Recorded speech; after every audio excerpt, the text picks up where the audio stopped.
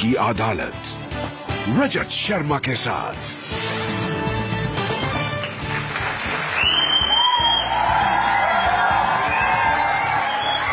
नमस्कार, आपकी अदालत में आपका स्वागत है।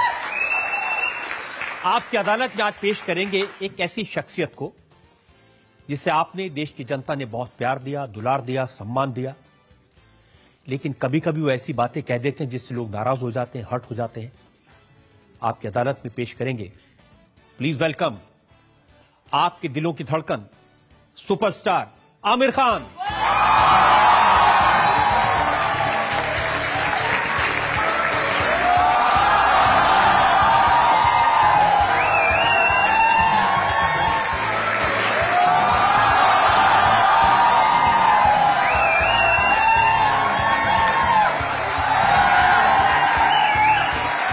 और आमिर खान पर आज के इस मुकदमे के लिए हमारे जज हैं जाने माने विचारक, राइटर, पत्रकार डॉक्टर वेद प्रताप वैदिक।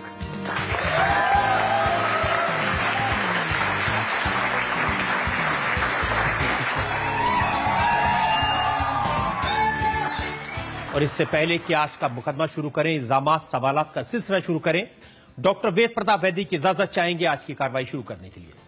इजाजत है। और इससे पहले कि इल्जाम लगे, सफाई मांगे आमिर खान से, एक नजर आमिर खान के फिल्म करियर पर।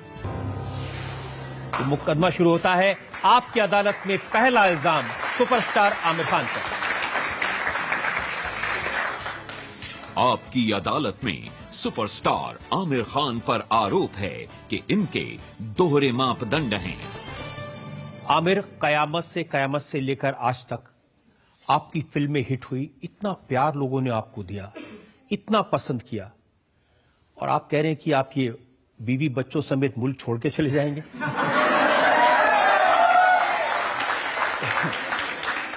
नहीं, बिल्कुल ये गलत इल्जाम है रजत जी। सच्चाई तो ये है कि मैं इस देश में पैदा हुआ हूं और मैं यहीं मरूंगा, ये मैं आपको साफ बता दूं। और सच्चाई तो ये है कि मैं देश से बाहर 2 हफ्ते भी मैं मुश्किल से गुजार नहीं पाता हूं। अरे भाई, ये तो आपने ही कहा था लोगों को, हमने देखिए, जिस अखबार में आप उससे समारोह में गए थे, उसी अखबार की हेडलाइन है, Kiran asked me if we should move out of India Aamir. हाँ, नहीं। अब किरण ने आपसे कहा और आपने कहा कि हाँ ठीक है, चलते हैं। नहीं, इसमें सच्चाई नहीं है, बल्कि जब किरण जी ने, एक तो ये समझने की जरूरत है कि हम अक्सर घर पे बातचीत करते हैं, अक्सर हम एक दूसरे से बहुत सारी चीजें कहते हैं, उसका मतलब ये नहीं कि हम 100% वो उस चीज पे एक्शन लेने वाले, या हमारा वो इरादा भी है। किरण ने एक्चुअली एक भावना प्रकट की थी, एक इमोशन मुझे बताया था, और उस इमोशन से मैं घबरा गया था। तो मैंने एक्चुअली, अगर आप मेरा इंटरव्यू देखें तो मैंने कहा कि I feel what you are saying is disastrous, I don't agree with what you are saying, it's a disastrous thing. तो मैं बिल्कुल ये बात मानता नहीं हूं, लेकिन फिर भी वो अपना एक इमोशन प्रकट कर रही थी।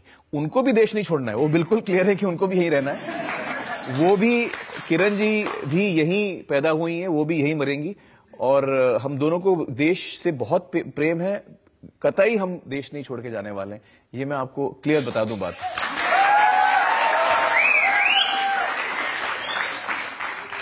आपने जब कहा तो बहुत असर हुआ, फिल्म इंडस्ट्री के बड़े बड़े लोगों ने उस पर कहा। अनुपम खेर ने जैसे कहा कि भाई, जब किरण जी ने ये कहा तो आपको उन्हें बताना चाहिए था कि इस मुल्क ने आपको कितना प्यार दिया, इस मुल्क ने आपको आमिर खान बनाया है। एक्चुअली मुझे लगता है अनुपम जी को लगा उनकी वाइफ किरण की बात हो रही है। लेकिन ये तो खैर मजाक की बात हो गई।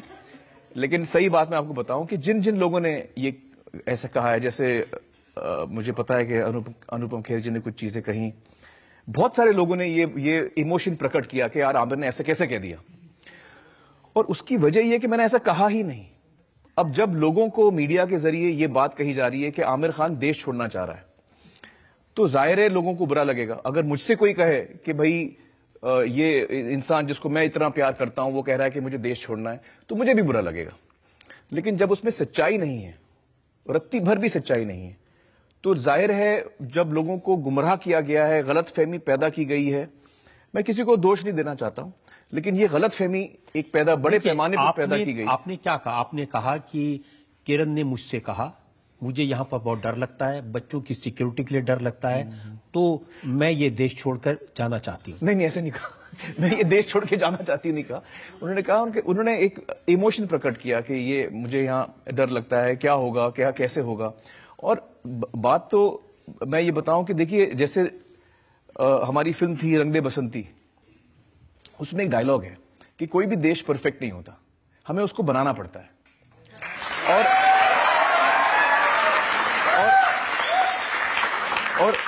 और सही बात यह है कि हम सबको, जितने लोग यहां मौजूद हैं, देश के सारे लोगों को हर कदम कदम पे हमें देश को बेहतर बनाना है और ताकतवर बनाना है, और यही हमारा काम है। नेशन बिल्डिंग में यही हमारा कंट्रीब्यूशन है। तो ये जो अफवाह फैलाई गई है कि आमिर खान, अच्छा होता भी क्या है कि लोग न्यूज में, माफ कीजिएगा मैं बोल रहा हूं आपको, लेकिन न्यूज वर्ल्ड में लोग धमाका देना चाहते हैं, आमिर खान देश छोड़ रहा है। अच्छा, अब होता क्या है कि 99% लोगों ने मेरा इंटरव्यू देखा भी नहीं है, लेकिन उनको ये बोला जा रहा है कि आमिर खान देश छोड़ना चाहता है। तो चाहे वो अनुपम खेर जी हो, चाहे वो कोई और इंडस्ट्री के लोग हों, उनको बुरा तो लगेगा। उनको पाकिस्तानी राइटर है तारिक फतेह, हाँ, कनाडा में रहते हैं। जी। उन्होंने कहा कि भाई आमिर खान तो ये पता ही नहीं है वो जाएंगे कहां, श्रीलंका जाएंगे कि पाकिस्तान जाएंगे, ईरान जाएंगे, और वहां तो बहुत बुरी हालत है हमारे यहां से। बिल्कुल सही कह रहे हैं वो। मुझे लगता है कि दूसरी बोला,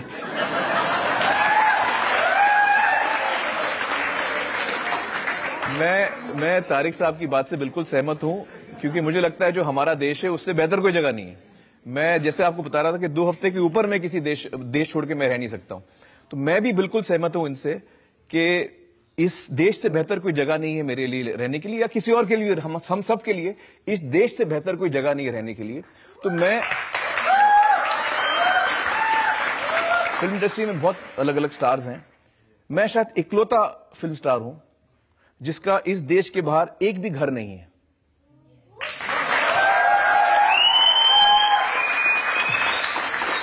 और मैं ये नहीं कहता कि इसमें कोई गलत बात है, लोग अलग अलग देशों में घर लेते हैं, इसमें कोई गलत बात नहीं है, वो कानूनी जो तरीका है उसमें लेते हैं। मैंने सोचा कि आप शाहरुख के बारे में कुछ कहने वाले हैं।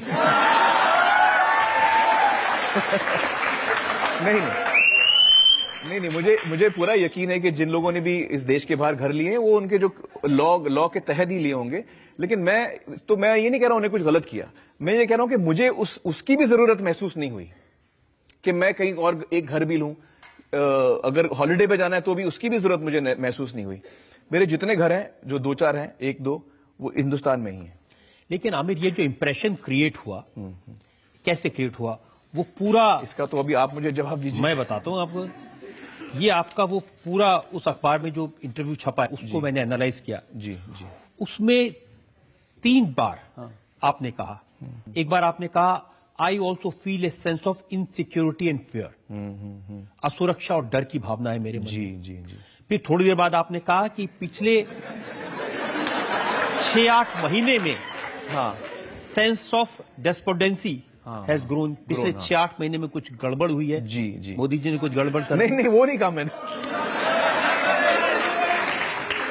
फिर वो नहीं कहा। आखिर में आते रॉन्ग नंबर है, रॉन्ग नंबर। फिर आखिर में आते आपने कहा कि you feel depressed and low. इसकी मैं आपको वजह बताता हूं रजत जी। दरअसल हम अपनी अपनी जिंदगियों में जी रहे हैं, और जो हमारे मन पे किन चीजों का असर होता है, हम टीवी पे न्यूज देखते हैं, हम अखबार पढ़ते हैं, तो जब हम बहुत सारी हिंसा के बारे में हमको न्यूज मिलते रहती है हर जगह, तो एक डर का माहौल पैदा हो जाता है। और सिर्फ मैं ही नहीं, हर इंसान इस डर के माहौल से अफेक्ट होता है। तो मेरी तो एक तो आपसे, आप जितने मीडिया वाले हैं, रिक्वेस्ट ये है कि आप लोग जो बड़ा चढ़ा के जो करते हैं वो न करें तो अच्छा है, क्योंकि एक सेंस ऑफ इनसिक्योरिटी आम इंसान में पैदा हो जाती है, डर पैदा हो जाता है। तो हम तो रिएक्ट करते हैं, आप जो न्यूज में दिखा रहे हैं, वैसे घर बैठे मुझे तो क्या पता क्या हो रहा है दुनिया में। लेकिन जब मैं टीवी देखता हूं, न्यूज पढ़ता हूं, तो मुझे वो इंप्रेशन बनता है। अब हर जगह मैं देख रहा हूं कि कोई मारपीट हो रही है, ये हो रहा है, वो हो रहा है, तो जाहिर है हर इंसान को डर लगता है। और किरण जी तो एक मां है, मां को तो सबसे ज्यादा डर लगता है अपने बच्चे के लिए। तो यह बात समझने की है कि ये जो माहौल पैदा हुआ तो कहते हैं डर के आगे जीत है।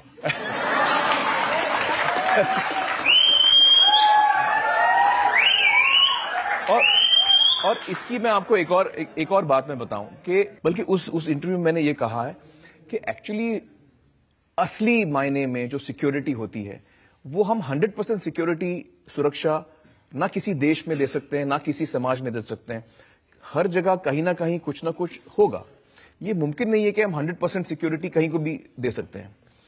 तो एक सेंस ऑफ सिक्योरिटी, सुरक्षा की मुझे एक फीलिंग हो कि मैं सुरक्षित हूं, वो किन चीजों से आती है? एक तो वो आती है कि हमारा जो जस्टिस सिस्टम है वो एकदम क्लॉकवर्क काम करे, कि कल को अगर मेरे खिलाफ कुछ हो तो मुझे कम से कम इतना तो पता है कि मुझे इंसाफ मिलेगा। हमारे यहां केस बहुत लंबे चलते हैं, 20 साल 30 साल, तो वो सुरक्षा मेरे पास नहीं है। कल को कुछ हो जाए तो शायद फिर भी मुझे इंसाफ ना मिले, या उसके लिए वक्त बहुत लगे। दूसरी चीज ये कि जिन लोगों को हम चुनते हैं, हम चाहते हैं, हमारे जो इलेक्टेड रिप्रेजेंटेटिव्स हैं, हम चाहते हैं कि जब भी कोई घटना हो वो अपनी आवाज से हमको बताएं कि ये जो हुआ गलत हुआ। और हिंदुस्तान में जो है वो law will is equal for everyone, nobody is above the law, कोई भी लॉ से बड़ा नहीं है। ये मैं शब्द भी सुन लूं तो मुझे एक तसल्ली मिलती है। अल्टीमेटली हमको एक सेंस ऑफ सिक्योरिटी चाहिए। हमें चाहिए कि हमको तसल्ली मिले कि जिन लोगों को हमने चुना है वो हमारी देखभाल कर रहे हैं, वो भी सुन रहे हैं क्या हो रहा है, वो भी देख रहे हैं क्या हो रहा है, और वो अलर्ट है इस बात से।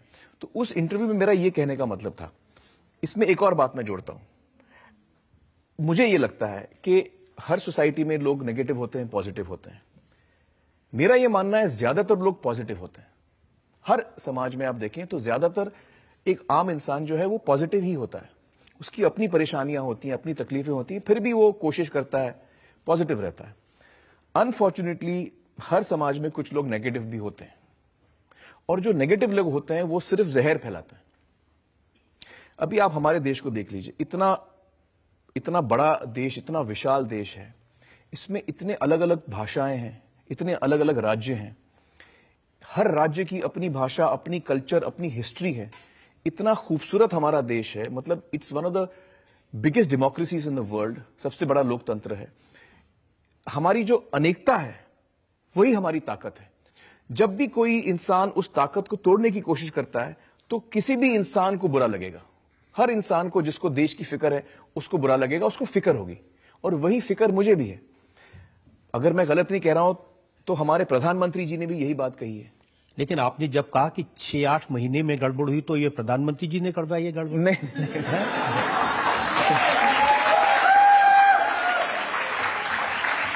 उन्होंने तो ये कहा है सबका साथ और सबका विकास। हर जगह वो जो कहते हैं कि हमें ये नेगेटिव चीजें हटानी चाहिए, हमको बहुत आगे बढ़ना है, हमको बहुत देश के लिए काम करना है, और बड़े बड़े काम हमारे सामने पड़े हैं।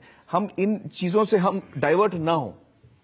तो जो लोग हमको बांटने की कोशिश करते हैं, चाहे वो मजहब के ऊपर हो, चाहे वो भाषा के ऊपर हो, चाहे वो जात के ऊपर हो, जब भी कोई हमको बांटने की कोशिश करता है तो हमको अलर्ट हो जाना चाहिए, हमको तैनात हो जाना चाहिए कि ये आदमी हमको क्यों बांट रहा है, मुझे क्यों याद दिलाया जा रहा है कि मैं मुसलमान हूं, या मैं हिंदू हूं, या मैं सिख हूं, मैं हिंदुस्तानी हूं, मैं हिंदुस्तानी हूं।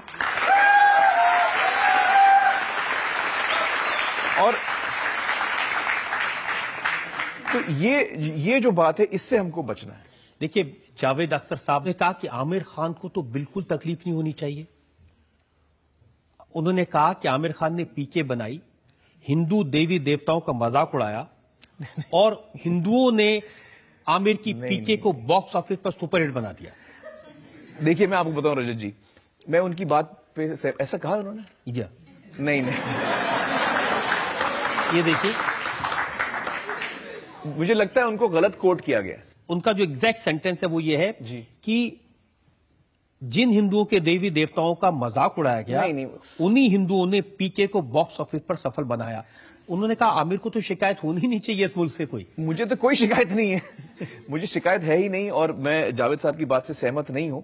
मुझे लगता नहीं कि राजू जी जो फिल्म के डायरेक्टर हैं, जो लेखक हैं, या अभिजात जोशी जो इस फिल्म के लेखक हैं पीके के, ना उनके मन में कभी ये बात थी, ना हम जितने एक्टर्स थे उसमें, अनुष्का, मैं, बमन ईरानी, हम जो फिल्म बना रहे थे उसमें किसी भी मजहब का हमने मजाक नहीं उड़ाया, क्योंकि हमारे मन में वाकई हर मजहब के लिए इज्जत है, सचमुच हर मजहब के लिए इज्जत है। देखिए, उस फिल्म में शंकर भगवान को आपने डर के भागते हुए दिखाया, लोगों के बीच में से चलते हुए दिखाया।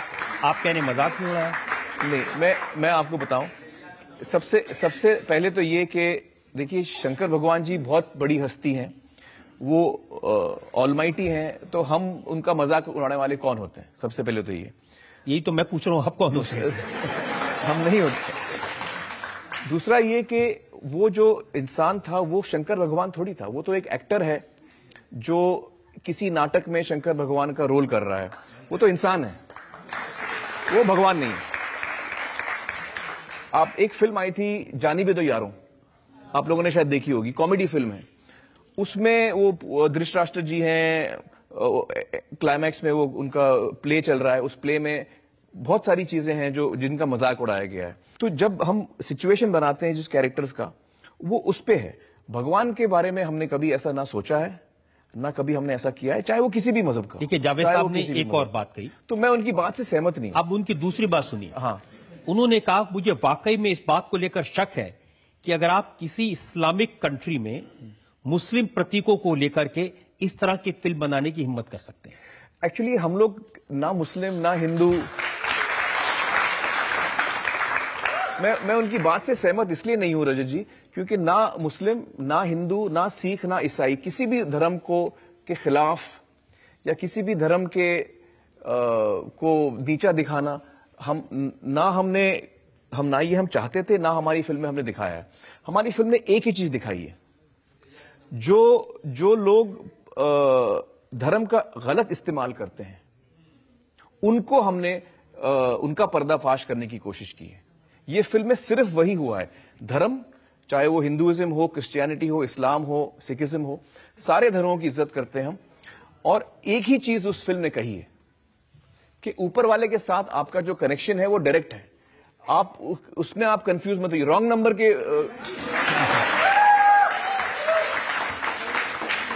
किसी भी रॉन्ग नंबर से आप बहक मत जाइए। तो वो फिल्म बड़ा साफ तरीके से कहती है ये बात को, और बहुत बड़े बड़े गुरुओं ने ये बात कही है। सिर्फ ये राजू जी और अभिजात जी की बात नहीं है, बहुत बड़े बड़े गुरुओं ने ये बात कही है। तो लेकिन फिल्म इंडस्ट्री इसके बावजूद, चलिए मैं आपको एक और चीज कहता हूं, इसके बावजूद भी मैं कहता हूं कि अगर, क्योंकि हमारा इंटेंशन बिल्कुल नहीं था वो। देखिए, आपको परेश रावल की बात बताओ, तो परेश रावल ने कहा कि पीके ने हिंदुओं के विश्वास को तोड़ा। नहीं, लेकिन इसके बावजूद हिंदू मेजॉरिटी ने नाराजगी नहीं दिखाई और इस फिल्म को सबसे बड़ी हिट बना दिया। देखिए, आप जी, मैं बताऊं आपको, अगर वाकई ये फिल्म जो है लोगों के मजहबी जज्बातों को ठेस पहुंचाती तो इतनी कामयाब कभी हो ही नहीं सकती। हमको, हमने ये, मतलब ये फिल्म हिंदुस्तान के इतिहास की सबसे बड़ी हिट है आज तक। तो जाहिर है लोगों को ये बात नहीं लगी है, क्योंकि अगर मैं किसी के मजहब पे मजाक उड़ाऊं, वो क्यों मेरी फिल्म आके देखेगा? लेकिन कुछ लोग तो दूसरी बात मैं बोलता हूं कि मतलब ये बात, द फैक्ट के ये फिल्म इतनी बड़ी हिट हुई है, ये हमको बताती है कि लोगों को वो बिल्कुल नहीं लगा, लोगों को बिल्कुल समझ में आया कि हम क्या कहना चाह रहे हैं। वो कहते हैं ये बताती है कि लोगों का दिल कितना बड़ा है।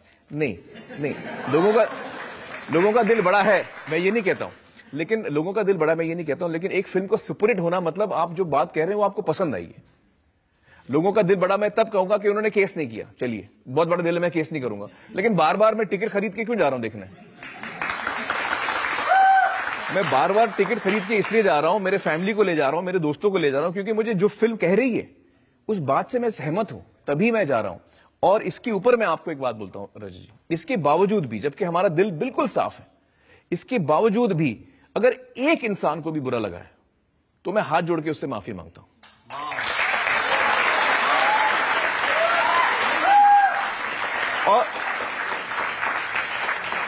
और ये सिर्फ मेरे जज्बात नहीं है, ये राजू जी की भी जज्बात हैं, जो खुद लेखक हैं इस फिल्म के, या राजू, राइटर का नाम क्या? अभिजात और राजू जी के भी जज्बात ऐसे ही हैं, क्योंकि वो भी बड़े नेक लोग हैं और उनके मन में कभी ये नहीं था कि हम किसी को हर्ट करें। तो लिहाजा मैं कहता हूं, अगर एक इंसान को भी बुरा लगा है तो मैं हाथ जोड़ के माफी मांगता हूं। ये बहुत अच्छी बात आपने कही। लेकिन तो भी इस इल्जाम से आप नहीं बचते कि आप कहते कुछ हैं, करते कुछ हैं। अक्षय कुमार ने कहा कि इस मुल्क में बहुत उतार चढ़ाव आते रहते हैं, किसी मुल्क में आते रहते हैं, अच्छी बातें भी होती हैं। उनकी बात नहीं की आपने, तो डर की बात की आपने, तो घबराहट की बात की। अच्छी बातें भी कर लीजिए कभी। अच्छी बातें भी मैं करता हूं रजत जी, ऐसी बात नहीं है। अक्षय की मैं बड़ी इज्जत करता हूं, और मैं दोबारा एक ही चीज कहूंगा कि जितने लोगों ने भी इस पे टिप्पणी दी है, उन्होंने ये बात सुन के टिप्पणी दी है कि मैंने देश को बदनाम किया है या देश छोड़ने की मैंने फैसला किया है। ये दोनों चीजें सच नहीं है। अब ये झूठ बातों पे जब आदमी टिप्पणी देता है तो उस पे मैं क्या टिप्पणी दूं? अच्छा ये बताइए, जब ये बोल के आप घर गए तो किरण जी ने क्या कहा? पिटा मैं, और क्या।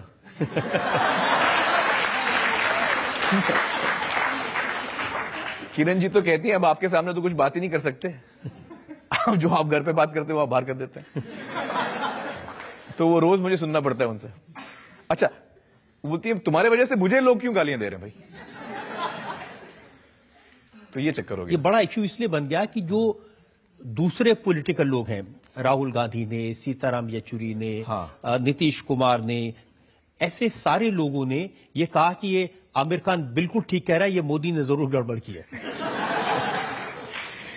अभी चक्कर ये है कि देखिए, पॉलिटिक्स से तो एक तो मैं बहुत दूर रहता हूं, और मैं इतना समझता भी नहीं पॉलिटिक्स को, मैं अगर सच बताऊं आपको तो अब पॉलिटिशियंस किस वजह से क्या कहते हैं, क्यों कहते हैं, उनका मतलब क्या होता है, वो मेरे समझ के तो बाहर है।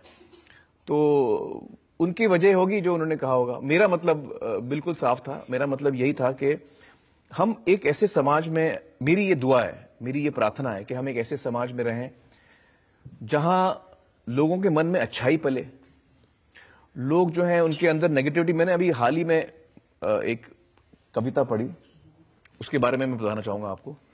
वो कविता का नाम है पसायदान। मराठी में वो कविता है, और संत ज्ञानेश्वर 13वीं सेंचुरी के पोएट रहे हैं, और उन्होंने गीता पर कमेंट्री लिखी थी जिसका नाम था ज्ञानेश्वरी।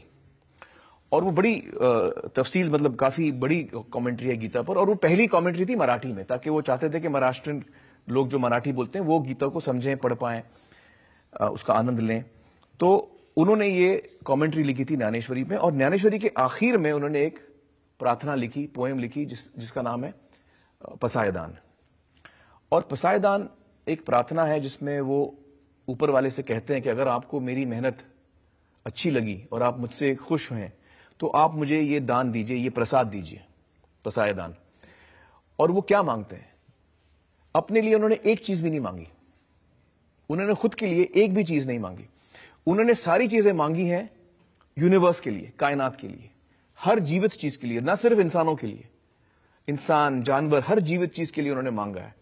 और उन्होंने यहां तक कहा है कि जो लोग मेरे खिलाफ हैं, जो मेरे दुश्मन हैं, जो बुरे लोग हैं, ऊपर वाले को कहते हैं बुरे लोगों को मत हटाइए, उनमें से सिर्फ बुराई हटा दीजिए। तो उनके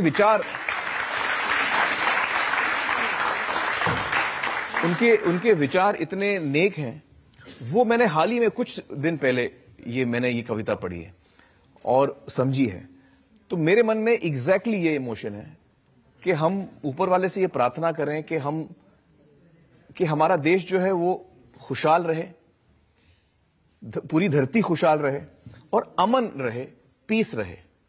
जो लोग नेगेटिव सोच रहे हैं वो भी रहें, लेकिन उनकी नेगेटिव थिंकिंग चेंज हो जाए, वो उनके अंदर से जो नेगेटिव थॉट्स हैं उसके जगह पे अच्छे थॉट्स आ जाए।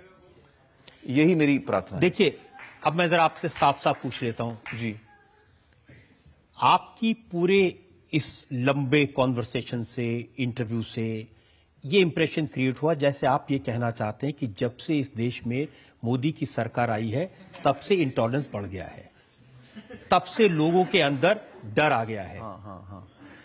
एक्चुअली मैं ये कहना चाहता हूं रजत जी कि बल्कि जब से मोदी जी प्रधानमंत्री बने उन्होंने 2-3 दफा ये कह दिया, ये बात जो मैंने कही है। हम लोग कोई अलग नहीं कह रहे हैं, वो भी ये कह रहे हैं कि नेगेटिव चीजें नहीं होनी चाहिए, हमको एक रहना चाहिए, हमको एक बन के आगे बढ़ना है, नेशन बिल्डिंग में एक साथ हमको कंट्रीब्यूट करना है। तो मेरा कहने का मतलब यह था कि कुछ लोग हैं जो नेगेटिव काम कर रहे हैं और उससे सिर्फ देश को नुकसान ही हो सकता है, चाहे वो किसी भी दल के हों, चाहे वो किसी भी मजहब के हों। और हम देखते हैं कि हर मजहब में हम ऐसे लोग पाते हैं जो गलत काम करते हैं, जो आतंक फैलाते हैं, जो तकलीफ देते हैं, जो देश को तोड़ने की बात करते हैं। वो हर मजहब में, मेरा ये मानना है, हर मजहब में ऐसे लोग हैं। कम है लेकिन है। तो उनको कौन ठीक करेगा? वो मोदी जी ठीक करेंगे, और कौन ठीक करेगा?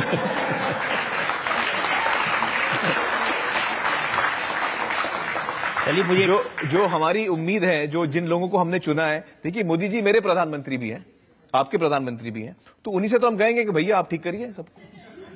चलिए, उम्मीद करते हैं कि आपकी बात सुनेंगे मोदी जी। Welcome back. आपकी अदालत में आज हम मुकदमा चला रहे हैं सुपरस्टार आमिर खान पर। आपकी अदालत में अगला इल्जाम। आपकी अदालत में सुपरस्टार आमिर खान पर आरोप है कि इन्होंने ब्रांड इंडिया को नुकसान पहुंचाया। आमिर, आपकी जबरदस्त फॉलोइंग है, पूरी दुनिया में आपका नाम है, आप जो कहते हैं वो बात बहुत दूर तक जाती है। ऐसे लोग जिन पर जिम्मेदारी है इंडिया में बिजनेस को प्रमोट करने की, ट्रेड को प्रमोट करने की, अमिताभ कांत, उन्होंने कहा कि आमिर खान ने अपने बयानों से ब्रांड आइडेंटिटी को, इंडिया की ब्रांड आइडेंटिटी को डैमेज किया है। जी, देखिए, एक तो मैं फिर एक चीज आपको याद दिलाऊं कि जो चीजें मेरे बारे में रिपोर्ट की गई वो गलत रिपोर्ट की गई। चलिए, ये तो हो गया ना। नहीं, लेकिन उसमें एक चीज समझना जरूरी है, क्योंकि दो चीजें बोली गई हर जगह। एक तो आमिर देश छोड़ के जाना चाहते हैं, और दूसरा इन्होंने इंडिया को इंटॉलरेंट कहा। ये हर जगह फैलाया गया कि देश इंटॉलरेंट है। आमिर खान कह रहा है देश इंटॉलरेंट है। इसमें कोई सच्चाई नहीं है, बिल्कुल सच्चाई। आप मेरा इंटरव्यू देख लीजिए। मैंने कहा there is a sense of depression, sense of despondency, because there is a feeling of insecurity and a feeling of intolerance growing. Feeling of intolerance growing and country is intolerant is two totally different things. देश हमारा बल्कि बहुत ही tolerant है। आप देखिए, इस देश में अलग अलग राज्य हैं, ये एक्चुअली सब कॉन्टिनेंट है पूरा। इसमें हर अलग भाषाओं के साथ, अलग मजहबों के साथ, अलग अलग विविध लोगों के साथ हम फिर भी एक साथ हम हंसी खुशी रहते हैं। इसका मतलब क्या हुआ? इसका मतलब यह हुआ कि हम टॉलरेंट हैं। मैं आपको उदाहरण अपनी फैमिली की देता हूं। मिनी इंडिया है हमारी फैमिली। मेरी शादी हुई है किरण जी के साथ, वो हिंदू हैं। मेरी पहली शादी हुई थी रीना जी के साथ, वो हिंदू हैं। हमारे बच्चे, जो अभी 3 बच्चे हैं, वो आधे हिंदू हैं, आधे मुसलमान हैं। मेरी जो 2 बहनें, एक बड़ी बहन है, एक छोटी बहन है, दोनों की शादी हिंदुओं से हुई है, उनके पति दोनों हिंदू हैं। जो मेरे चचेरे भाई हैं मंसूर, उनकी शादी हुई है क्रिश्चियन के साथ। तो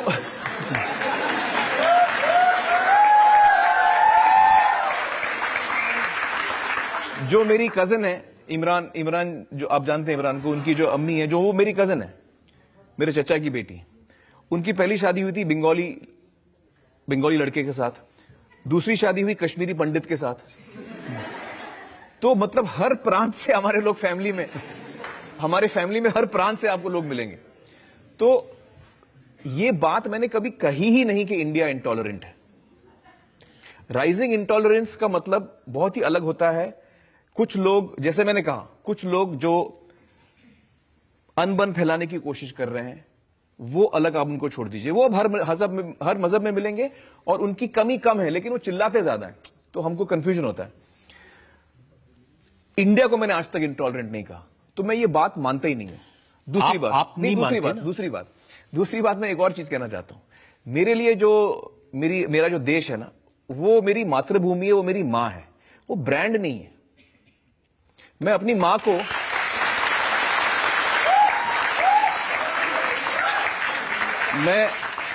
मैं अपनी मां को किसी एंगल से ब्रांड मान ही नहीं सकता। वो मेरी मां है, वो ब्रांड नहीं है मेरे नजर में। उनके नजर में ब्रांड होगा, मेरे नजर में ब्रांड नहीं है। मेरे लिए ये मेरा देश है, और मेरे देश में अगर मैं जरा सी भी कमी देखूंगा तो उसको सुधारने की मेरी पूरी कोशिश होगी। मैं ये सोचूंगा कि यार अगर मैंने कुछ बोल दिया अभी तो इसका लोगों पे क्या असर होगा। नहीं, वो ब्रांड के बारे में तो मैं सोच ही नहीं रहा हूं। मैं ये सोच रहा हूं कैंपेन करते हैं मेरे लिए जरूरी क्या है कि मेरा देश और ज्यादा ताकतवर बने। वो बहुत इंपॉर्टेंट है मेरे लिए। ब्रांड एम्बेसडर जो मैं हूं, मैं आज की डेट में भी इंडिया का ब्रांड एम्बेसडर हूं, आज की डेट में भी हूं मैं। सरकार ने तो आपको निकाल सरकार ने निकाल दिया, लेकिन फिर भी मैं हूं।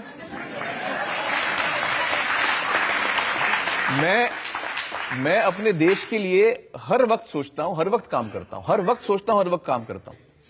तो मेरे लिए तो देश बहुत इंपॉर्टेंट है। लेकिन जब उसके लिए मुझे कोई इनवाइट करे ना करे कोई बात नहीं, मैं फिर भी। जब आपको अतिथि देवो भव की कैंपेन से निकाल दिया तो पैसे का तो नुकसान हुआ। नहीं रजत जी, आपको गलतफहमी हुई है। मैंने एक नया पैसा नहीं लिया उस कैंपेन के लिए, और 10 साल तक मैं ब्रांड एम्बेसडर रहा अतिथि देवो भव में। जब भी मैं सरकार के लिए, देश के लिए कोई भी कैंपेन करता हूं, पब्लिक सर्विस जो कैंपेन जिसको हम कहते हैं, आज तक 25 सालों में मैंने एक नया पैसा नहीं लिया। तो चाहे वो अतिथि देव भवो का कैंपेन हो जो 10 साल तक मैंने किया, या कुपोषण का जो कैंपेन मैंने किया, या जो भी कैंपेन मैंने किया है, उस सारे कैंपेन्स में एक नया पैसा नहीं लिया मैंने। चलिए, सरकारी और ना मैं आगे कभी लूंगा। लेकिन ये जो परसेप्शन बना, इससे और भी जो कॉन्ट्रैक्ट्स आपके पास थे ऐड के, वो कम हो गए। अब स्नैपडील ने कॉन्ट्रैक्ट खत्म कर दिया। एक्चुअली मैं आपको बताऊं, मैं बहुत कम एड्स करता हूं। सच्चाई तो ये है, मैं बहुत कम एड्स करता हूं। स्नैपडील का जो मेरा कॉन्ट्रैक्ट था वो 1 साल का था, वो पूरा हो गया। कई मेरे कॉन्ट्रैक्ट्स होते हैं जो कभी 2 साल के होते हैं, 3 साल के, कभी 1 साल के, तो वो अपने पीरियड में खत्म हो जाते हैं। अब देखिए खबर क्या छपी। उसके लिए ये कहना कि स्नैपडील, आमिर अकेले खान हैं जिनके पास ऐड नहीं, बाकी दोनों के पास बहुत सारी हैं। रजत जी, मैं आपको बताऊं कि बाकी एक्टरों के कंपैरिजन में उनके पास बहुत कुछ है जो मेरे पास नहीं है। मैं ये बात तो मैं मान लेता हूं, क्योंकि मैं एक तो 2 साल में एक फिल्म करता हूं, इश्तिहार मैं बहुत कम करता हूं, मैं कहीं शोज पे नहीं जाता, मैं अलग जिंदगी जीता हूं थोड़ी। तो बहुत सारी चीजें हैं इनके पास जो मेरे पास नहीं है, वो बात तो सच है। लेकिन आपके पास भी जितनी हिट्स हैं वो बाकी के पास नहीं है।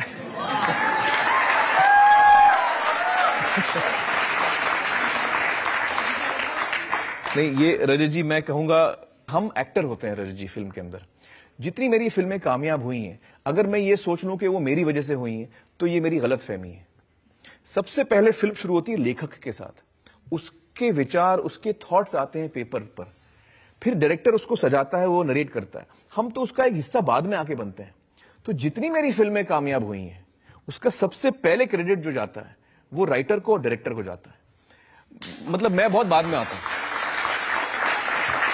तो मुझे खुशी इस बात की है कि मुझे मौका मिला ऐसी फिल्मों में काम करने का जिनका अच्छा असर हुआ समाज पर, जिन लोगों को जिनको देखकर लोगों का मन बहला। मुझे खुशी होती है कि मुझे वो मौका मिला। मैं ये कभी नहीं मानता हूं कि ये फिल्में मेरे वजह से हिट हुई हैं। मुझे अच्छा लगा उनमें काम करके, मेरा भी कुछ ना कुछ योगदान है, लेकिन अगर वो किसी के वजह से हिट हुई हैं, तो वो राइटर और डायरेक्टर की वजह से हिट हुई। फिल्में हिट होती हैं, नाम मिलता है, पैसा भी मिलता है, हर तरह की खुशी आमिर खान के पास है, लेकिन आपके साथ काम करने वाले और परिवार के लोग कहते हैं कि आमिर खान रोते बहुत है। नहीं, वो तो आपका इल्जाम सही है, मैं बहुत रोता हूं। और एक्चुअली मैं आपको बताऊं रजत जी, जो जिस तरह मेरा स्वभाव है, जो मेरा नेचर है, जो भी मेरे जज्बात होते हैं, चाहे वो खुशी के हों, चाहे वो गुस्से के हों, चाहे वो गम के हों, वो मैं छुपा नहीं पाता। तो अगर मुझे रोना आता है तो मैं रो देता हूं, मुझे खुशी होती है तो मैं हंस देता हूं, मुझे गुस्सा आता है तो मैं गुस्सा हो जाता हूं। तो I don't believe in hiding my emotions. I believe कि इंसान को खुला रहना चाहिए। जो मेरे मन में है वो आपको बाहर नजर आएगा। अब जो महाराष्ट्र सरकार के साथ आप लोगों को पानी की स्कीम दे रहे हैं, जी, कुछ लोगों ने कहा कि आमिर इतना रोएंगे पानी उससे ही मिल जाएगा लोगों को।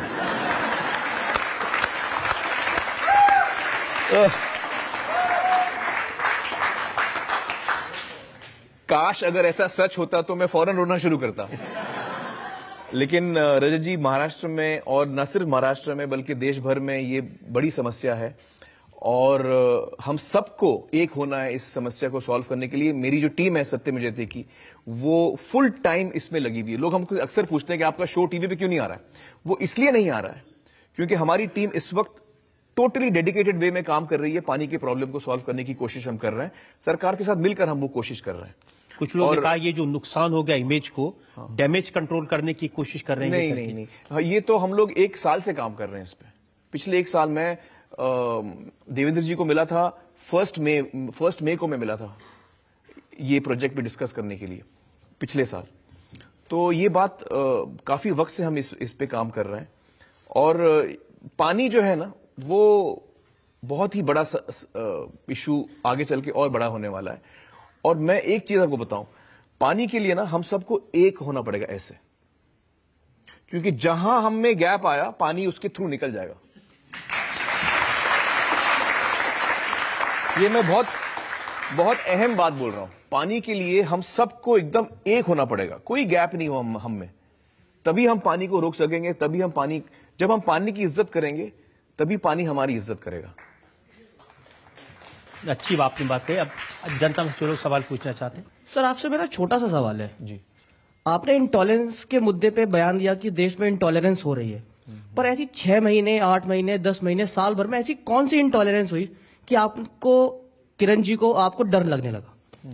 देखिए, आप पेपर हर रोज उठा लीजिए, हर रोज किसी भी दिन आप पेपर उठा लीजिए, न्यूज पे देख लीजिए, आप देखेंगे कुछ जल रहा है, कुछ मारपीट हो रही है, कुछ ने किसको मार दिया, कुछ हो रहा है, कहीं पे बॉम्ब ब्लास्ट हो रहा है, कहीं पे आतंकवादी हैं जो उन्होंने आईसिस के लोग, हम सुनते हैं कि वो अभी इंडिया में घुस आए हैं, उनके सेल्स बने हैं यहाँ पे, वो स्लीपर सेल्स में लोगों को, यंगस्टर्स को ब्रेन वॉश कर रहे हैं। तो ये मैं सिर्फ आईसिस की बात नहीं कर रहा हूं, मैं बोल रहा हूं हर जगह पर हम ऐसा देखते हैं। तो ये सारी चीजें हमको चिंता होती है इन सारी चीजों से, डेफिनेटली हमें चिंता होती है। ये चीजें पहले भी होती थी, अभी कोई नई चीजें नहीं है? हो सकता है पिछले 1 साल में ये ज्यादा इन पे रिपोर्टिंग हो रही है, ये हमको तो ये महसूस होता है। जब मैं पेपर पढ़ता हूं, जब मैं देखता हूं, तो एक माहौल बना है पिछले 6-8 महीनों में। और माहौल कौन बनाता है? ये लोग बनाते हैं, मीडिया वाले। अमित, जब मुंबई में 26/11 हुआ था, जी, तब डर नहीं लगा? बहुत डर लगा था। आपने कुछ नहीं कहा था? नहीं, बहुत डर लगा था। डर क्या, मैं एकदम डिप्रेशन में चला गया था। इतना मुझे सिवियर डिप्रेशन हुआ था कि करीबन 1-2 महीने तक मैं उस डिप्रेशन से बाहर नहीं निकल पाया था। बहुत ही बड़ा सदमा मुझे पहुंचा था। और ना सिर्फ मैं, मुझे लगता है मुंबई में जितने लोग रहने वाले थे, या देश भर में शायद, हो सकता है क्योंकि हम मुंबई में रहते हैं हम पर ज्यादा असर हुआ होगा, लेकिन बहुत ही डिप्रेस हो गया था मैं। जो ये पूछ रहे हैं उनकी बात का सब्सटेंस ये है, हाँ, जैसे 26/11 हुआ था, जी, ये कोई नई बात नहीं है ना कि 6-8 महीने में कुछ घटनाएं हो रही हों। घटनाएं हमेशा होती रही हैं, घटनाओं की रिपोर्टिंग भी उसी तरह से होती रही है। जी। उसी तरह की चीजें अखबार में छपती, उसी तरह की चीजें टीवी पर आती रही। अब अचानक क्या हो गया? नहीं मैं एक्चुअली, मुझे ये एक फीलिंग है जो मैं आपको बता रहा हूं। I could be wrong in my feeling, you absolutely right. इससे पहले कश्मीरी पंडितों को जब भगाया गया, बिल्कुल सही, आप बिल्कुल सही। वो कह रहे हैं कि जब कश्मीरी पंडितों को निकाला उनके घरों से, तब आपका दिल नहीं रोया? बहुत छोटा था। और ये नहीं, मेरा दिल आज तक रोता है उनके लिए। मैं आपको बताऊं रजत जी, एक ये दादरी की घटना हुई, उसके बाद आपने ऐसा बयान दिया? नहीं, मैं दादरी की घटना की बात ही नहीं कर रहा हूं एक्चुअली। मैं आपको बता रहा हूं, अभी आपने कश्मीरी पंडितों की बात की, मैं आपको कहना चाहूंगा कि ये बहुत ही शर्मनाक बात है, बहुत ही शर्मनाक बात है कि हमारे देश में हम सब के रहते हुए कुछ लोग हैं जिनको अपने घरों से निकाला गया है। ये बहुत ही शर्मनाक बात है। और सबसे ज्यादा शर्म की बात यह है उन लोगों के लिए जो वहां रहते हैं, वो उनका ये फर्ज बनता है कि वो अपने कश्मीरी पंडित भाई को अपने घर में लाके रखें, बोलें कि हम आपको सिक्योर करेंगे। कश्मीर की सरकार का, कश्मीर के लोगों का सबसे पहला फर्ज यह बनता है। बिल्कुल, मैं आपसे बिल्कुल सहमत हूं इस बात पे। देश में चाहे कोई भी जगह हो, कोई भी प्रांत हो, हर हिंदुस्तानी, वो मेरे लिए ना वो मुस्लिम है, ना वो हिंदू है, ना वो सिख है, ना वो ईसाई है, अगर कोई हिंदुस्तानी मरता है तो वो हिंदुस्तानी मरा है। वो मुसलमान हो, वो हिंदू हो, उससे मैं नहीं उसमें मैं बिल्कुल फर्क नहीं देख रहा हूं। वो एक हिंदुस्तानी मरा है। एंड एज इंडियंस हमको लगना चाहिए कि यार ये ठीक नहीं हुआ है, एक हिंदुस्तानी मरा है, आज एक हिंदुस्तानी पे हमला हुआ है। तो मैं तो बिल्कुल भेद नहीं रखता हूं, बल्कि मैं डरता हूं उन लोगों से जो भेद रखते हैं और जो कहते हैं कि आमिर खान पाकिस्तान चला जा। मैं ट्विटर पे पढ़ता हूं आमिर खान पाकिस्तान चला जा। भाई वो लोग इतनी दफा पाकिस्तान का नाम लेते हैं आपको इतना इंटरेस्ट है, आप चले जाइए भाई।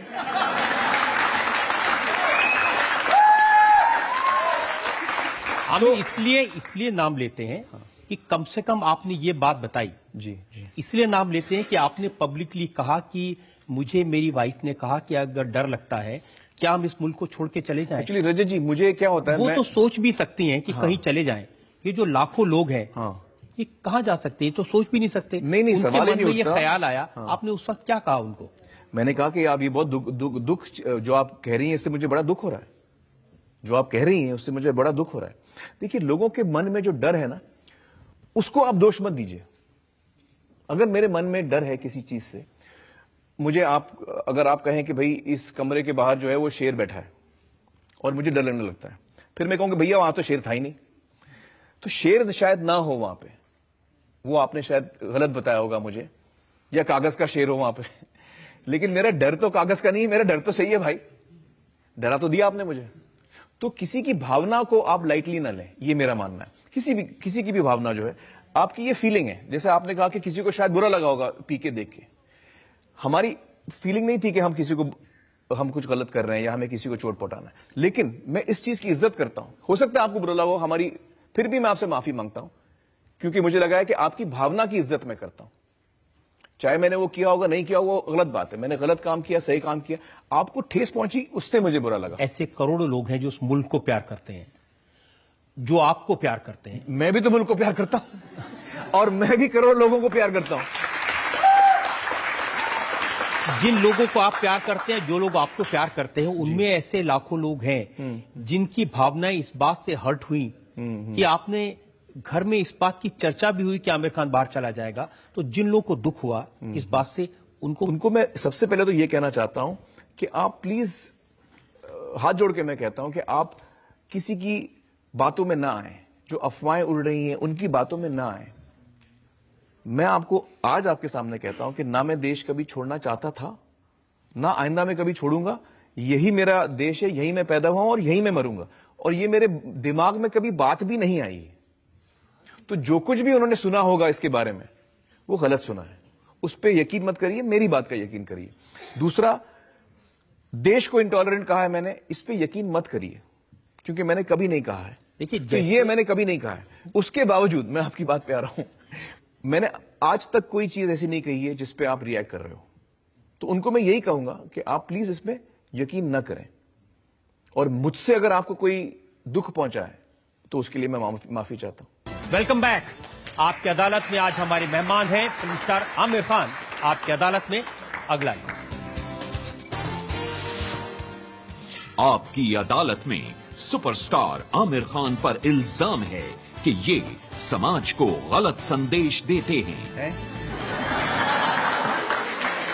आमिर अच्छी फिल्में बनाई, लगान से बड़ा अच्छा मैसेज दिया, 3 इडियट से बड़ा अच्छा मैसेज दिया, तारे ज़मीं पर से बड़ा अच्छा मैसेज दिया, और फिर उसके बाद में ये बना दिया। ये देखिए,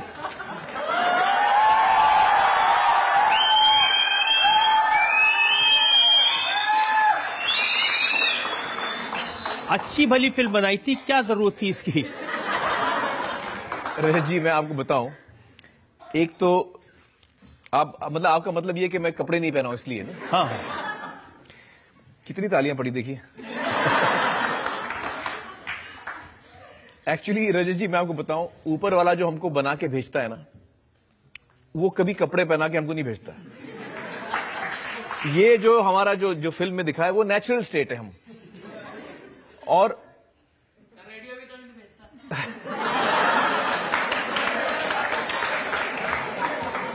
तो जैसे हम, जब बच्चा पैदा होता है तो वो बिना कपड़े के पैदा होता है। तो मुझे नहीं लगता कि कपड़े पहनने में या कपड़े ना पहनने में कोई वल्गैरिटी है या कोई गलत मैसेज है, बल्कि वो इनोसेंस है, एक इंसान की इनोसेंस है कि जिस गोले से वो आया है बंदा पी के, वहां कपड़े नहीं पहनते लोग, तो उसको कपड़ों की आदत ही नहीं है, वो जानता भी नहीं कि कपड़ा क्या है। उसको लगता है कि यहां आके देखता है लोगों की, किसी की चमड़ी पतली है, किसी की मोटी है, किसी की रंगीन है, उसको लगता है ये चमड़ी है उन लोगों की। तो लिहाजा अब लेकिन लोगों ने केस भी किया, लोगों ने कहा इसमें न्यूडिटी, वल्गैरिटी, ऑब्ससेनिटी फैलाने के लिए ये किया।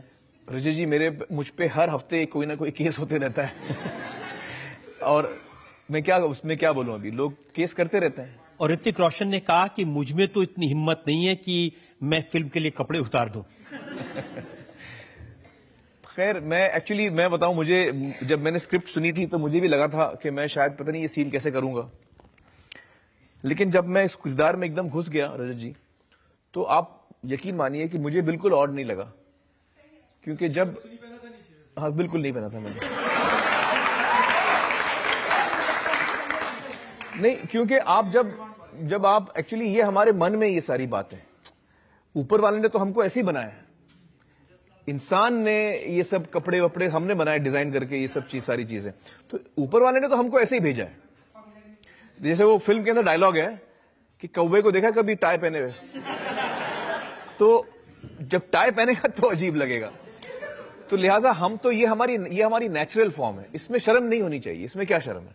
लेकिन जब आपने कहा कि सनी लियोनी के साथ काम करने में मुझे कोई ऑब्जेक्शन नहीं है,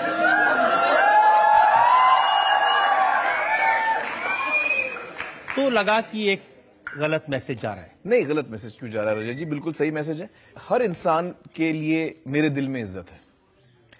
वो इंसान का अतीत क्या है, उसके क्या विचार हैं, उसके मन में क्या था, उसकी क्या मजबूरियां हैं, उस पे मैं जजमेंट क्यों पास करूं? मैं कौन हूं? क्या जरूरत थी आगे बढ़ के ट्वीट करने की? और फिर उन्होंने भी आपको नहीं, उसकी वजह, उसकी बहुत खास वजह है, क्योंकि मैंने एक उनका इंटरव्यू देखा, बल्कि मेरे साथ कोई लेडी काम कर रही थी, उन्होंने मुझे वो इंटरव्यू दिखाया कि ये सनी लियोन जी का इंटरव्यू आया, जिसमें जो इंसान था, इंटरव्यूअर थे, वो उनसे सवाल पूछ रहे थे, वो बड़े बदतमीजी से बात कर रहे थे, बहुत ही बदतमीजी से बात कर रहे थे। किसी भी इंसान से ऐसे बदतमीजी से बात नहीं करना चाहिए, ऐसे मुझे लगा। और उससे खास पूछा गया कि आप तो ऐसी हैं कि आमिर खान तो आपके साथ कभी काम ही नहीं करेंगे। तो सनी जी ने कहा कि नहीं करेंगे शायद, लेकिन मैं तो उनकी फैन हूं, मैं हमेशा काम करना चाहूंगी। तो उन्होंने कहा नहीं, लेकिन आमिर खान तो नहीं करेंगे आपके साथ काम। तो उन्होंने कहा नहीं करेंगे शायद। तो मुझे बड़ा बुरा लगा रजत जी ये सुन के कि एक आदमी किसी को इंसल्ट कर रहा है, और वो तो मैंने फौरन ट्वीट किया कि नहीं, मैं बिल्कुल काम करूंगा आपसे, आप क्यों उसकी बातों में आ रही हैं।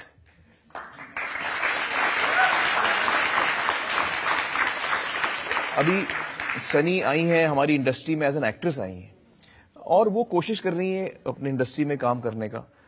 हम बजाय इसके हम उनकी मदद करें, हम उनको अगर इंसल्ट करेंगे तो ठीक नहीं। इंसल्ट नहीं, वो तो इंसल्ट ही कर रहा था मेरे साथ। हाँ, जो मैंने देखा इंटरव्यू। नहीं, इंसल्ट तो नहीं करना चाहिए किसी को, सवाल हाँ, मैं उसमें आपसे सहमत हूं। हाँ, लेकिन आपको भी जरूरत से ज्यादा आगे बढ़ के जब आप उसको लेजिटिमेसी देते हैं, हाँ, तो एक मैसेज गलत जाता है। ये बड़े पेचीदे मामले हैं, इसमें इसका कोई एक जवाब मेरे लिए तो देना मुश्किल है, मेरे लिए तो देना मुश्किल है।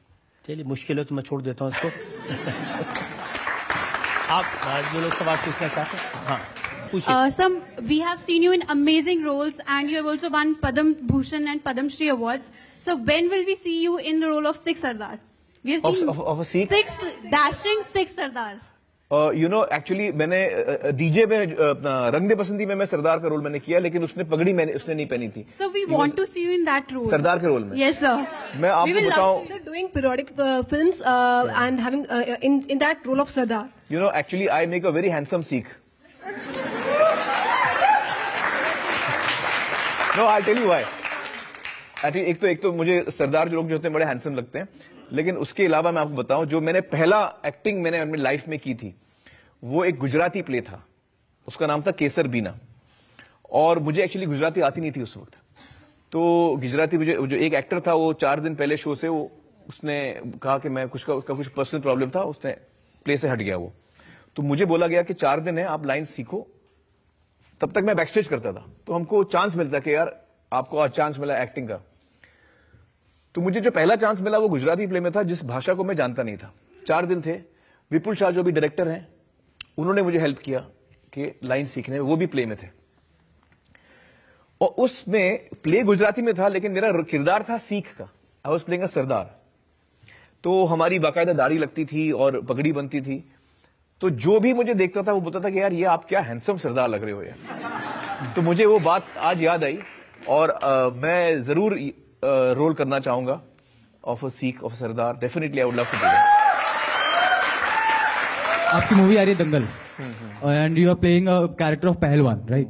और हम एक सलमान सर हैं, उनकी एक मूवी आ रही है सुल्तान, जी, उसमें वो पहलवान का कैरेक्टर प्ले कर रहे हैं। जी। तो सर आपके अकॉर्डिंगली, मतलब दोनों पहलवानों की मूवी आ रही है, तो आपके अकॉर्डिंगली हम कौन से पहलवान की मूवी पहले देखने जाएं? क्योंकि सर हम दोनों पहलवान के बहुत बड़े फैन हैं। एक्चुअली मैं बताऊं, देखिए इत्तेफाक की बात है कि उनकी मूवी पहले आ रही है, सुल्तान जो है वो पहले रिलीज होने वाली है, और तो जाहिर है हम पहले सलमान की फिल्म देखेंगे, और मैं भी आपकी तरह मैं भी उनका बहुत बड़ा फैन हूं, तो मुझे भी इंतजार है। तो मैं भी जरूर उनकी फिल्म देखना चाहूंगा, और मुझे यकीन है उन्होंने बड़ा अच्छा काम किया। लोग पूछ रहे हैं कि सलमान खान और आमिर खान में बड़ा पहलवान कौन है? एक्चुअली मैं आपको बताऊं कि ये फिल्म से, देखिए हिंदुस्तान में जो कुश्ती का जो एक रिवाज है वो बहुत पुराना रिवाज है हिंदुस्तान में, तो ये फिल्म में सबसे बड़ा जो पहलवान है वो कुश्ती है,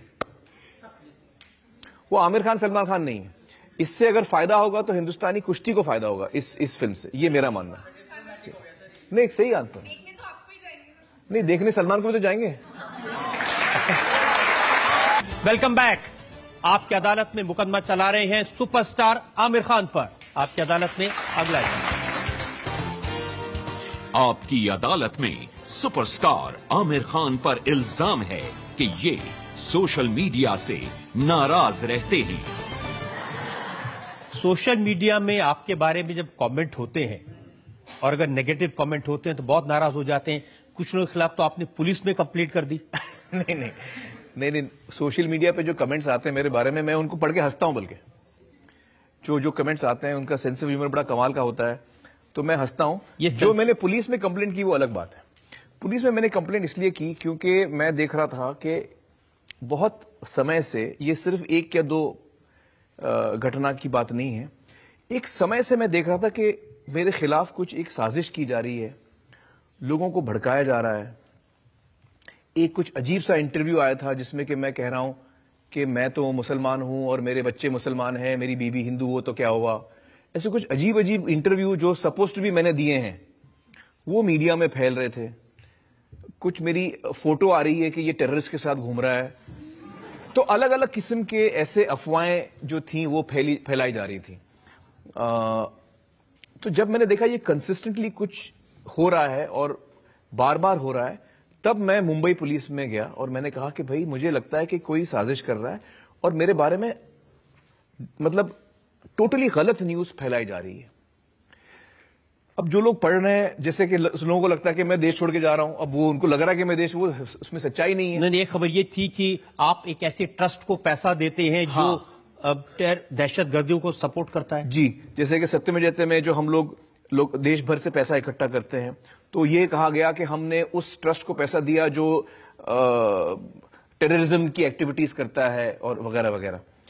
तो ये बहुत ही फिजूल के मतलब इल्जाम मुझ पे लगाए जा रहे थे। तो मुझे लगा कि इसको मैं पुलिस में कंप्लेंट करूं ताकि पुलिस फिर आगे काम करे। और पुलिस ने बड़ा अच्छा काम किया। मुंबई पुलिस ने दो चार लोगों को पकड़ा भी है इस सिलसिले में। आप उनसे पूछ सकते हैं कि वो बात कहां तक पहुंची है। लेकिन इसकी वजह ये थी, वैसे तो सोशल मीडिया पे सबको छूट होनी चाहिए कि उनको जो कहना है वो कह सके, मेरा मजाक उड़ाए, मुझे हंसी आती है। लेकिन ये जो एक खास कोशिश चल रही थी, इसके खिलाफ मैंने पुलिस कंप्लेंट किया और पुलिस ने 2 लोगों को पकड़ा भी इस सिलसिले में। एक इंसान ने ये फेक इंटरव्यू बना दिया था, जो इंटरव्यू मैंने दिया ही नहीं है, उसने मनगढ़ंत इंटरव्यू बनाया और अपने थॉट्स उसमें डाल दिए, ये कह के कि आमिर खान ये सब कह रहा है। तो उसके खिलाफ कार्रवाई इस वक्त चल रही मुंबई पुलिस की। और दूसरे एक और सज्जन थे, पता नहीं कहां से, उन्होंने ये सब फैला रहे थे मेरे बारे में।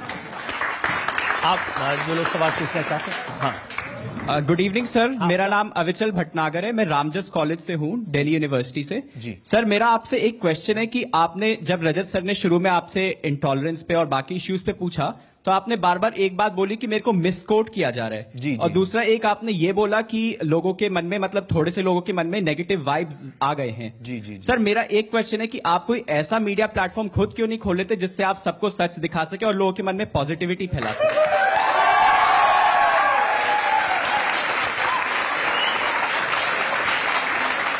मीडिया हाउस खोलना, जैसे न्यूज चैनल रजत जी चलाते हैं, ये अपने आप में एक पूरा एक काम है। तो अगर मैं वो करूं तो फिर मैं फिल्में नहीं कर पाऊंगा। और मुझे लगता है कि फिल्मों के जरिए जो मेरा काम है, जो मुझे खुशी भी देता है, उसके जरिए मैं बहुत सारी पॉजिटिव चीजें फैला सकता हूं। और वही मैं कोशिश भी करता हूं। जो फिल्म मैं अभी कर रहा हूं उसका नाम है दंगल। उसमें आपको खुशी होगी जान के कि the film is basically about women's empowerment, मतलब भारत की बेटियों के ऊपर वो फिल्म है, अगर मैं सही तरह से कहूं तो मैं कोशिश करता हूं अपनी फिल्मों के जरिए अच्छाई फैलाने की, अच्छे विचार फैलाने की। सर, मेरा आपसे पर्सनल क्वेश्चन है कि आप जो भी आप मूवीज बनाते हैं, सब में आप एक आपकी एक यूनिक पर्सनैलिटी और अच्छे से उभरते हैं। उसी में से एक अच्छी मूवी थी फना, जिसमें आपने एक ब्लाइंड गर्ल्स के साथ आपको रोमांस करने का मौका मिला। और सर, उसमें एक सीन था कि काजोल जी को आप मतलब उनको मतलब दिखता नहीं था, तो मतलब आपने अपने आप को दर्शाने के लिए हाथ से टच करवाया। सर, मेरा पर्सनल क्वेश्चन है कि रियल लाइफ में अगर आपके सामने कोई विजुअली इम्पेयर्ड गर्ल आ जाए तो क्या आप ऐसा करेंगे? क्योंकि सर, मैं खुद एक विजुअली इम्पेयर्ड गर्ल हूँ। जी। देखिए, फना में तो बाकायदा मैंने काजल जी के साथ रोमांस किया है, तो वो तो नहीं करूंगा मैं। सर, उसकी बात नहीं। लेकिन एक्सपीरियंस बताइए सर, एक्सपीरियंस। लेकिन मैं जरूर, अगर आप मुझे मेरा चेहरा छूना चाहें तो आप आके छू सकती हैं प्लीज।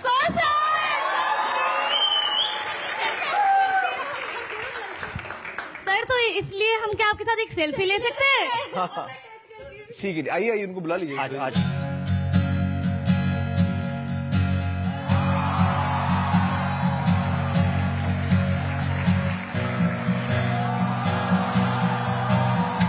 अभी आप मेरे फेस छू सकती हैं।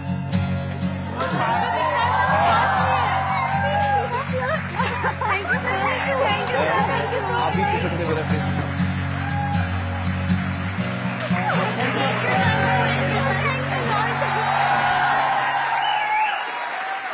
जब आपकी अदालत को 21 साल पूरे हुए थे, तो उसके सेलिब्रेशन पे पहली बार आप तीनों खान एक साथ स्टेज पर दिखे थे। तो अब आप तीनों खान एक साथ मूवी कब करेंगे?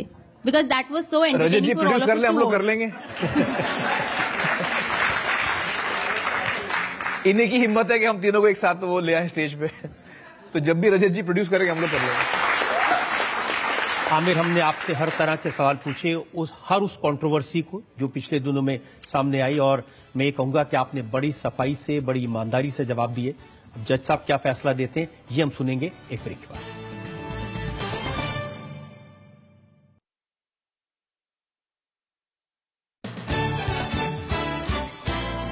Welcome back. आपकी अदालत में आज हमने मुकदमा चलाया सुपरस्टार आमिर खान पर। हमने आमिर खान से पूछा उस कंट्रोवर्सी के बारे में जो पिछले कई दिनों से चर्चा में, क्या वो वाकई मुल्क छोड़कर चले जाएंगे, क्या उन्हें इस मुल्क में डर लगता है। उनसे पूछा, उन्होंने जो कुछ कहा न्यूडिटी के बारे में, सनी लियोन के बारे में।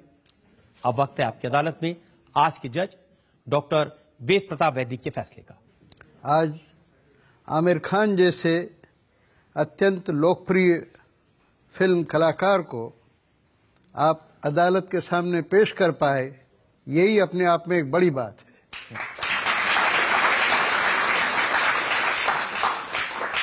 इस अदालत में मैं देश के कई नामी गिरामी नेताओं, विद्वानों और बहुत बड़े, एक से एक बड़े से बड़े वकीलों की बहस भी सुन चुका हूं, लेकिन आज की बहस आज तक हुई सारी बहसों में अनुपम है।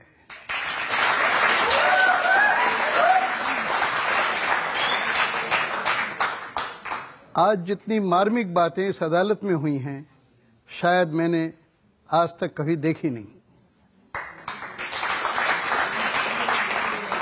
आज जिनको इस अदालत में मुजरिम बनाकर खड़ा किया गया है, आमिर खान जी, उन्होंने अपने पांडित्य का भी अद्भुत परिचय दिया है।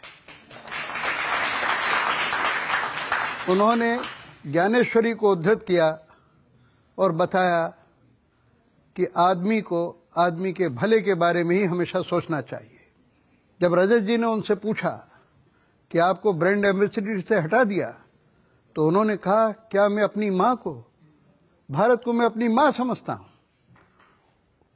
उसको मैं ब्रांड बनाऊंगा? वो मेरे लिए व्यापार की चीज होगी? वो क्या मेरे लिए मुनाफे की चीज होगी? इतनी मार्मिक बातें उन्होंने कही है कि इस जज के पास और कोई विकल्प भी नहीं है कि मैं उनको बरी कर दूं। लेकिन आमिर खान जी को बरी करने के पहले मैं एक बात जरूर कहना चाहता हूं कि आज के वकील श्री रजत शर्मा का भी कोई मुकाबला नहीं।